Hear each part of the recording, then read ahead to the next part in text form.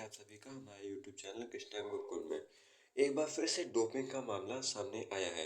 कल के दिन स्टार जिम्नास्टिक खिलाड़ी दीपा कर्माकर पर अंतर्राष्ट्रीय टेस्टिंग एजेंसी (ITA) द्वारा कराए गए डोप टेस्ट में नाकाम होने के बाद, मतलब उन पर डोपिंग का मामला सिद्ध होने के बाद 21 महीने का प्रतिबंध लगा दिया गया है। पिछले साल भारतीय अधिकारियों द्वारा यह दावा किया गया कि उसका निलंबन डोपिंग संबंधित नहीं है।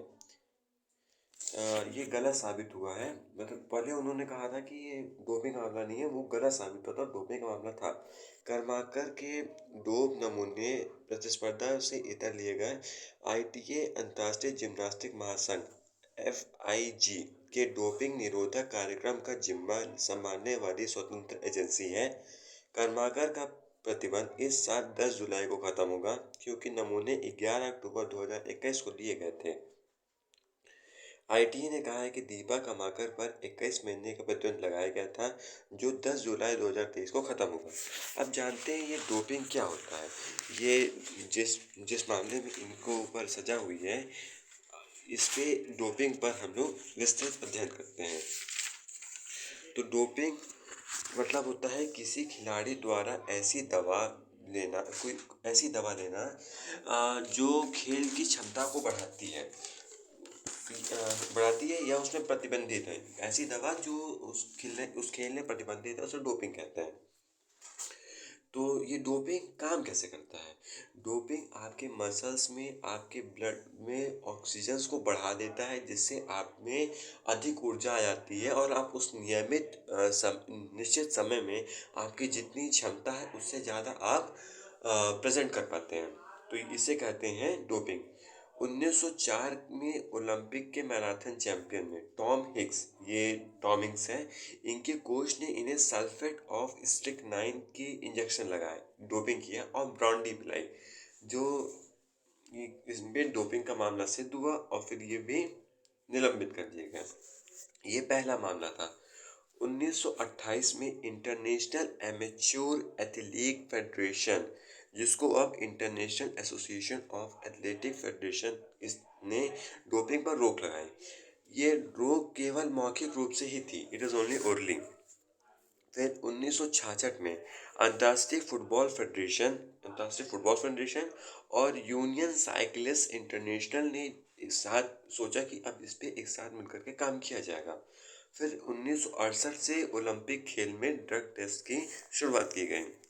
ये था अभी तक क्या डोपिंग के ऊपर कदम उठाए गए थे। और फिर इसके बाद आता है नाडा। नाडा क्या है? नाडा फुल फॉर्म होता है national anti doping agency of India. इसका स्लोगन है निष्पक्ष खेल, प्ले फेयर। इसके अध्यक्ष हैं खेल मंत्री अनुराग ठाकुर जी, और ये ज्वाइंट है भारतीय ओलंपिक समिति से। इसकी आधिकारिक वेबसाइट है nadaindia.org।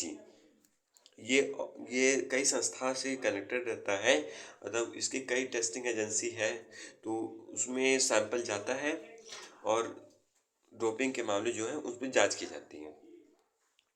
नाडा के बाद आता है वाडा। अब ये वाडा क्या है? वाडा that stand for world anti doping agency. इसकी स्थापना की गई थी 10 नवंबर 1999 में। ये एक नॉन प्रॉफिटेबल एजेंसी है। इसका स्लोगन है प्ले ट्रू। इसका जो है ऑफिस है, मेन हेड ऑफिस है, ये है मॉन्ट्रियल, क्यूबेक, कनाडा में। कनाडा के क्यूबेक के मॉन्ट्रियल में। इसकी आधिकारिक भाषा इंग्लिश और फ्रेंच है। इसके जो प्रेसिडेंट है वो है विटओल्ड बांका। ये विटओल्ड बांका है, ये इनके प्रेसिडेंट है। और ये इसका एफिलिएशन है वाडा का इंटरनेशनल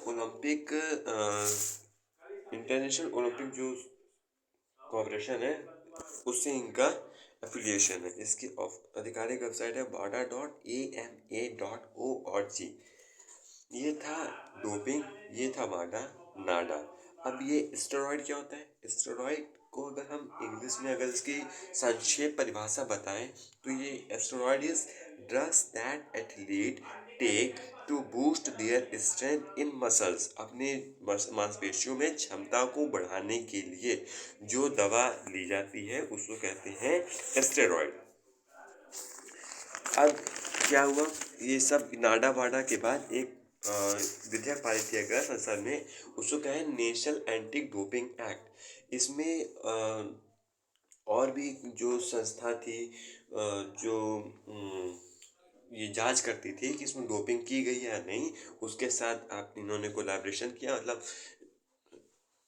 इनके साथ हाथ मिलाया और इसको जांच करने के लिए कई कमेटी बैठाई गई। तो ये थे नेशनल एंटी डोपिंग एक्ट 2021। तो thanks for watching my video and like and subscribe this video, subscribe my channel, and for video subscribe my channel. Thank you.